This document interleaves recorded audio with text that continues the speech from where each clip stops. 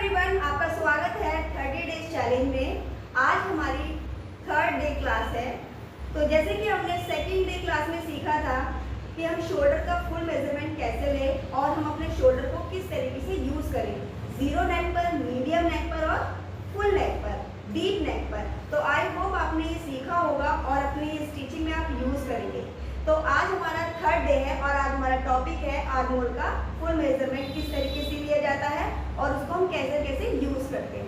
तो यहाँ पर हम आर्महोल नापना सीखेंगे। डमी का हमारा आर्महोल है और इसको लेना बहुत ही ज़रूरी है। इससे हमारी स्टिचिंग में फिनिशिंग आती है और फिटिंग भी अच्छी होती है। हम किस तरीके से अपना आर्महोल नापेंगे, हमारा ये इंची टेप आपको यहाँ रखना है या आप ऐसे इस तरीके से भी आप रख सकते हैं। आपने ऐसे लिया और आप राउंड करते हुए इंची टेप को लेकर आ रहे हैं, तो इस तरीके से हम इसको नापेंगे। ये हमारा आर्महोल नापने का तरीका है और हमारा आर्महोल बैठता है 15.5। ठीक है, हमने यहाँ पर आर्महोल का नाप जैसे कि नापा 15, 15.5 हमारा आर्महोल आया, तो यहाँ पर हमने लिख दिया है 15.5। आपको मैं एक बात और क्लियर कर देना चाहती हूँ, ये हमारा शोल्डर से अटैच होता है, टच होता है। जितना हमारा शोल्डर आता है उससे इसमें हमें क्या घटा और माइनस करना है वो हम यहाँ सीखेंगे। ठीक है, जैसे आर्महोल 15.5 हमने यहाँ लिख दिया है। मैंने सेकंड वीडियो में आपको बताया था कि शोल्डर अगर आपका 15.5 आ रहा है और अगर आप ज़ीरो नेक बना रहे हैं या कॉलर बना रहे हैं तो आप उसमें शोल्डर में अपना लेस नहीं करेंगे। अगर आपका 15 है और आधा उसका 7.5 है तो 7.5 से ही हम उसकी मार्किंग करेंगे। और अगर आपका नेक मीडियम है, 2, 2.5, 3, 4.5, 5, 6, अगर आपका मीडियम है तो अपने शोल्डर में जो हाफ करेंगे उसके अंदर आप 1 माइनस करेंगे। वो मैंने आपको बताया था क्यों, क्योंकि हमारे शोल्डर पे कपड़ा रुकता नहीं है, टिकता नहीं है, वो थोड़ा सा सरकता है। ठीक है, तो वो 4 और 5 जो 6 गला है हमारा, वो 1.25 इंच, आधा 1.25 इंच सरकता है, तो वो हम शोल्डर में डाउन कर देते हैं। और अगर आपका नेक डीप है, 10 है, 11 है, 12 है, डीप है, तो वो जो डीप नेक है, जो हमारा कपड़ा हमारा नीचे का हमारा 2, 2.5, 3 बचता है लेंथ के अनुसार, तो वो आपकी जो आपका ब्रॉडनेस है वो आपका उस गिरावट को रोक नहीं पाता।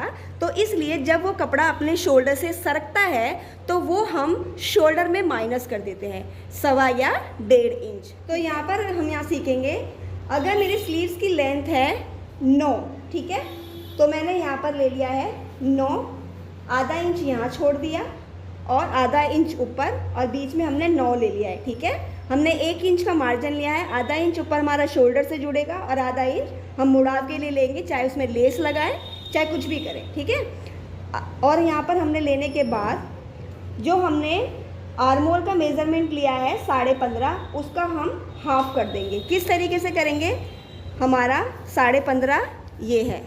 ठीक है, आप देख सकते हैं, तो इसको हम हाफ कर देंगे।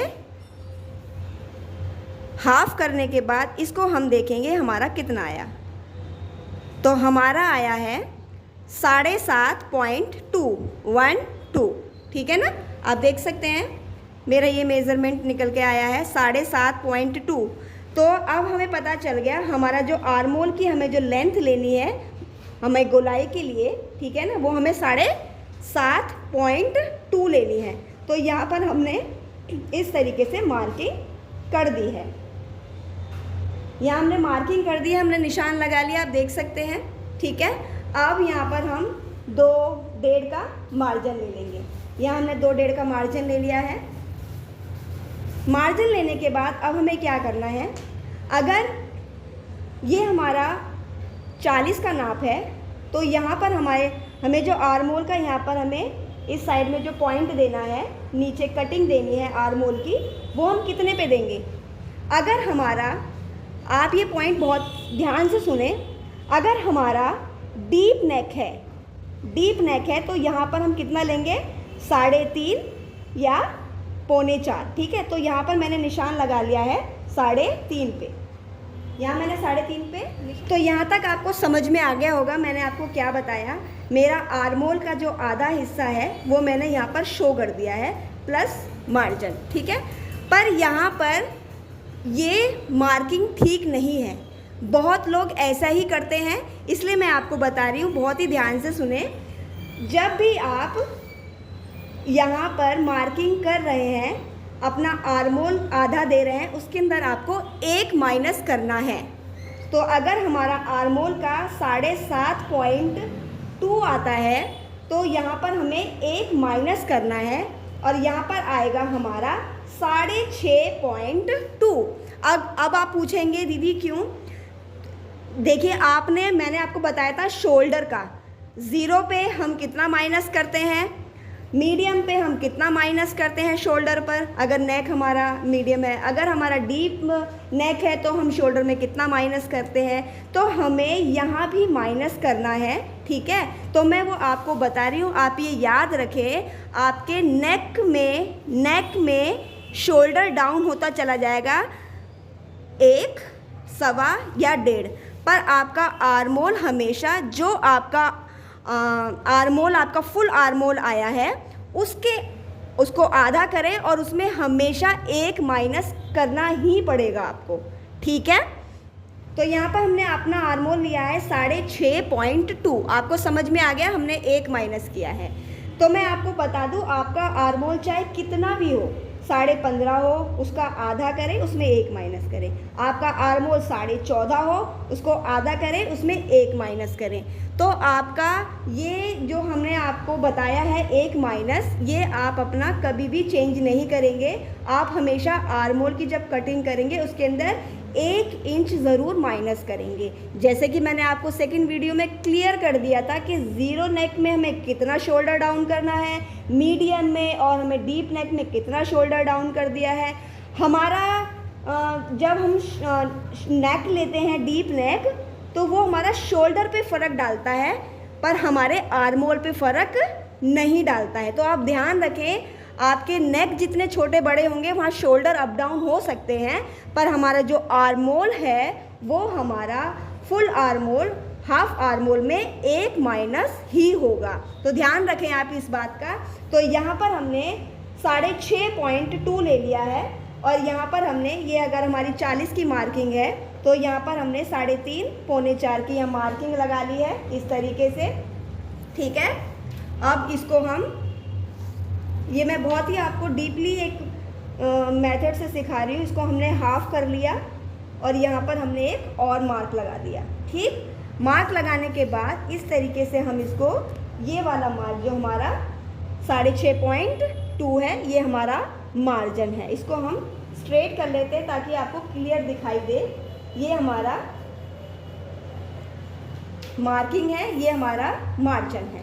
ओके, जो हमारा ये 3.5 पौने 4 पे हमने निशान लगाया, इसको हम इस तरीके से मिला देंगे। ठीक, यहाँ मिलाने के बाद अब यहाँ पर हमारी मार्किंग शुरू होगी।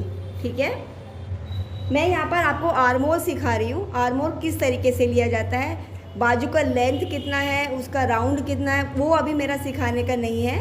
आज की जो क्लास है हमारी मेन हमारी आर्मोल की है कि हमने आर्मोल कितना लिया और उसका हाफ करके उसमें कितना माइनस किया है। ठीक है, आई होप आपको समझ में आ रहा होगा। तो यहाँ पर हम अपनी मार्किंग लगाना स्टार्ट करेंगे इस तरीके से। ये हमारी मार्किंग। अब देखिए, ये जो हमारा जो यहाँ पर मैंने स्ट्रेट लाइन खींची हुई है, यहाँ पर कम से कम आप आधा पौना करीब निशान लगाएंगे। ठीक है, आपको दिख रहा होगा, मैं आपको ऐसे दिखा देती हूँ। और ये आप गोलाई लाते हुए इस तरीके से, जो मैंने आधा पौना इंच इससे ऊंचा लगाया है, वहाँ पर इसको ख़त्म करेंगे और इस तरीके से लेकर आएंगे। ठीक, अब मैं आपको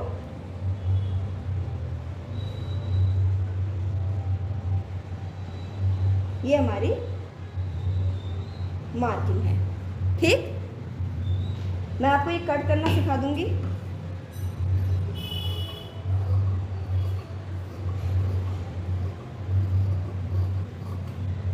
इस तरीके से हमने कटिंग कर दी है और हमने यहाँ पर, अगर हमारा 10.5 गोलाई है तो हम इस तरीके से मार्जिन ले लेंगे और यहाँ पर भी हम कट कर देंगे।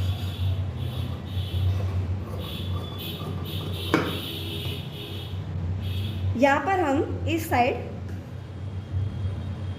कट लगा देंगे।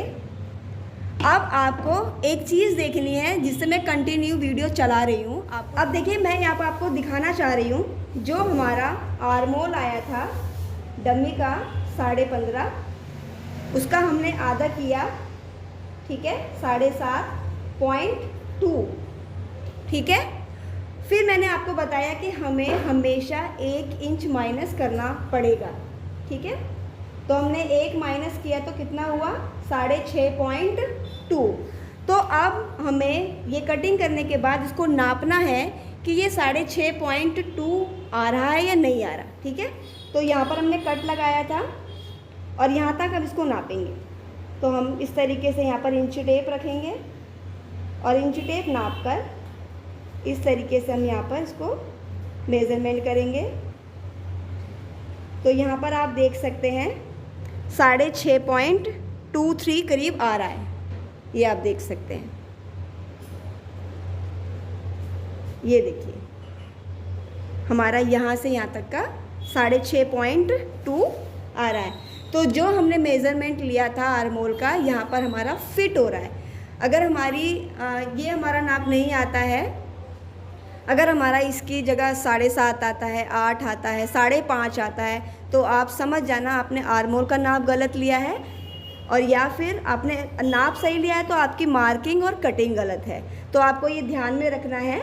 तो मैंने जो आपको समझाया, मैंने बहुत ही बारीकी से समझाया है, आपको समझ में आ गया होगा। तो यहाँ पर हमारा 3 डेज़ कंप्लीट होता है और यहाँ पर मैंने आपको पूरी कोशिश की है समझाने की कि आर्मोल हम किस तरीके से लेते हैं और किस तरीके से उसकी मार्किंग और कटिंग होती है। तो आप इसे ज़रूर यूज़ करें अपनी स्टिचिंग में और आप देखेंगे कोई भी आपको शिकायत नहीं आएगी। आप ज़रूर कोशिश करें और आई होप आपको ये वीडियो समझ भी आई होगी फुल।